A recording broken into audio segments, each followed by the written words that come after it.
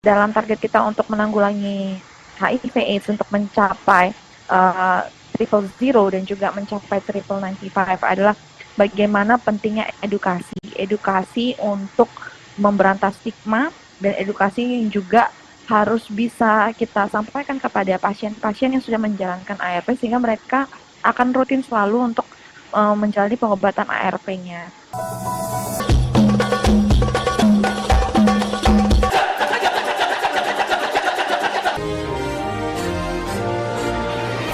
Oke, baik. Jadi jelas ya, banyak peranan yang bisa dilakukan dari mahasiswa untuk bisa aktif terlibat dalam penanganan AIDS ini ya, untuk kita mencapai target mengakhiri AIDS 2030. Ada yang berikutnya, pertanyaan dari Dwinda Sintania. Izin bertanya, Pak Yahya, mengingat stigma dan diskriminasi. Oke, sekarang terkait dengan stigma dan diskriminasi, seringkali menjadi sebuah hambatan dalam mencapai target 95. Menurut Bapak, pendekatan paling efektif untuk mengatasi stigma terhadap ODA di tingkat masyarakat sejauh ini, apakah ada contoh program yang sudah berhasil untuk mengimplementasikan hal tersebut? Terima kasih, Pak. Ya, masalah stigma dan diskriminasi itu memang harus kita akui masih menjadi masalah ya. Dan itu di semua sektor ya. Jadi di lingkungan keluarga, di area layanan, area publik, bahkan sampai ke kebijakan ya. Jadi stigma dan diskriminasi itu misalnya di area keluarga, seseorang tidak mau berterus terang. Nah, itu masih ada. Jadi untuk membuka diri statusnya di lingkungan keluarga, di antara komunitas itu masih ada, apalagi yang itu perlu pelan-pelan dan sebagainya. Nah, di sini untuk mengharmoniskan hubungan antara si klien teman kita yang terinfeksi dengan keluarganya, itu biasanya perlu pendampingan dari petugas lapangan untuk mengkomunikasikan dengan keluarganya, bahwa diyakinkan bahwa mereka tidak apa-apa dan sebagainya, sampai keluarga tersebut memahami dan bisa menerima seutuhnya ya. Dan ini dengan pelan-pelan berhasil ya. Jadi misalnya saya lihat pasien-pasien di beberapa rumah sakit di Bali, termasuk di Wangaya misalnya, itu sekarang sudah didukung oleh keluarganya, bahkan keluarganya mengambilkan obat gitu ya. Itu satu indikasi yang baik misalnya. Itu jadi pendekatan edukasi secara intensif dengan personal dan keluarganya. Nah, itu saya lihat. Kemudian itu yang pertama. Kemudian diskriminasi di tingkat layanan itu tentu saja, misalnya layanan pada remaja, itu ada isu layanan ramah remaja, itu sudah dilakukan PKPI Bali misalnya. Itu mengembangkan satu bagaimana tegur sapa, komunikasi dilakukan dengan baik ya, seluruh program remaja itu KSPAN, GELAKS, KMPA dan sebagainya, itu disampaikan edukasi yang secara horizontal itu friendly ya, terbuka, smooth ramah, itu juga bisa dikembangkan. Itu juga sebuah jalan untuk mereduksi dari stigma itu sendiri. Dan daripada misalnya wilayah lain yang tidak terbuka, ini remaja-remaja di Bali yang masih SMA yang dulu itu mengkep-mengkep ya, tidak terbuka, sekarang sudah mulai cair misalnya. Dia mulai terbuka, itu juga upaya untuk, saya pikir juga keberhasilan untuk membongkar, mereduksi dari stigma itu sendiri. Kemudian stigma pada tingkat institusi misalkan untuk kebijakan. Nah, itu memang merupakan tantangan karena menyangkut juga kadang-kadang anggaran ya. Apakah HIV itu masih seksi atau tidak? Itu seringkali memerlukan advokasi, dan kita dari sejumlah ahli, teman-teman akademisi dan juga aktivis AIDS itu mendekati policy maker ya, termasuk mempertahankan perda di tiap kabupaten kota, sehingga kita harapkan pendanaan masih berlangsung gitu ya. Jadi kalau sampai dicoret itu nanti itu kan terstigma dia.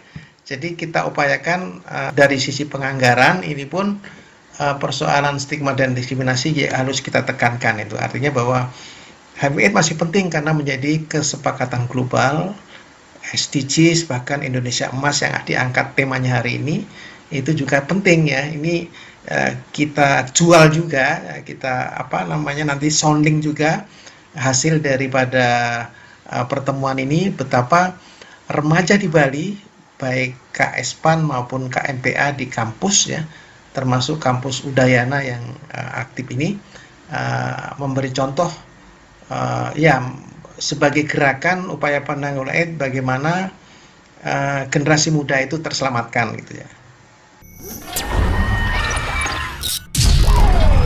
Oke, baik. Kita masih punya sisa waktu sekitar 10 menitan ya Pak Yahya. Ya, Mungkin satu silakan. pertanyaan lagi ya.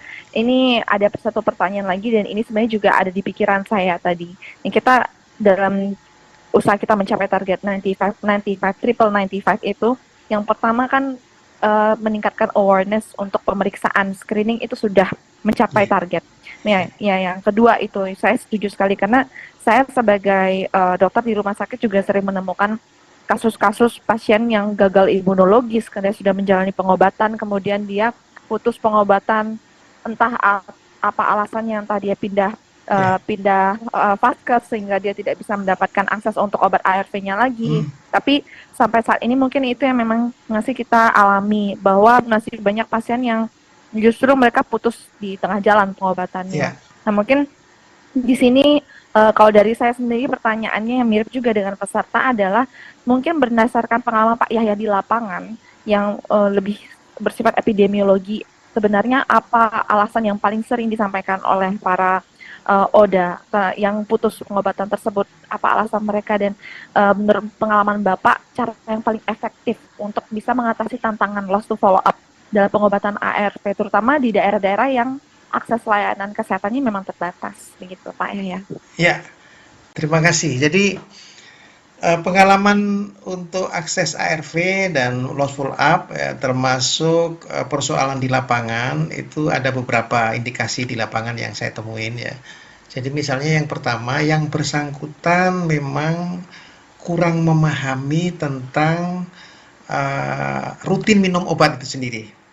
Sehingga pendampingan PMO ini sangat penting ya. Pendampingan PMO sangat penting ya. Uh, Ditambah dengan yang bersangkutan pulang kampung ya, belum ada dukungan dari ada stigma dari keluarga tadi. Jadi ada satu klien yang apa namanya kembali lagi ke Bali, CD4-nya drop karena pulang kampung ya 2 minggu atau 1 bulan absen dari ARV ya. Baru minum lagi ketika sampai di Bali, akhirnya drop, itu ada yang tertolong. Tapi ada juga yang sampai meninggal ya itu karena itu sayang sekali ya apa namanya tidak tertolong itu satu hal.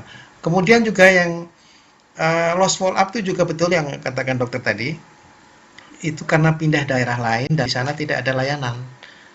Nah, jadi di sini yang mungkin bisa saya simpulkan adalah dalam target kita untuk menanggulangi HIV/AIDS untuk mencapai triple zero dan juga mencapai triple 95 adalah bagaimana pentingnya edukasi untuk memberantas stigma, dan edukasi yang juga harus bisa kita sampaikan kepada pasien-pasien yang sudah menjalankan ARV sehingga mereka akan rutin selalu untuk menjalani pengobatan ARV-nya. Karena sering sekali pasien yang sudah menjalani pengobatan justru mereka masih tetap belum teredukasi dengan baik bahwa ARV itu harus dikonsumsi saat ini hingga seumur hidup. Nah, begitu. Jadi pentingnya edukasi, dan disinilah kenapa KMPA seperti yang Pak Yahya sampaikan memiliki peranan yang sangat penting.